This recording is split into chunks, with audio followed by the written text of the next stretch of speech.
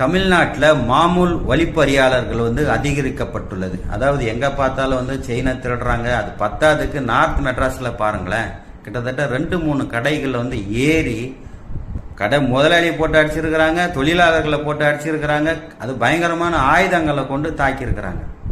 So இதெல்லாம் பார்க்கும்போது ஏன் இந்த மக்களுக்கு இப்படி மனமாற்றம் ஏற்பட்டுள்ளது, அடுத்த மனுஷனை பார்க்கும்போது மிருகமாக ஏன் பார்க்குறான் அப்படின்றத நம்ம யோசிக்க வேண்டியதாக, பயங்கரமாக யோசிக்க வேண்டியதாக இருக்குங்க.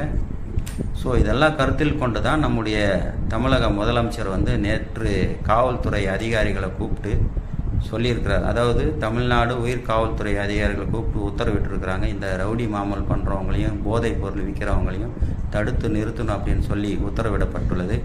நமது தமிழக காவல்துறை அதிகாரிகள் மக்களுக்கு எந்த அளவுக்கு பாதுகாப்பு தருவார்கள் என்பதை பொறுத்திருந்து பார்ப்போம்.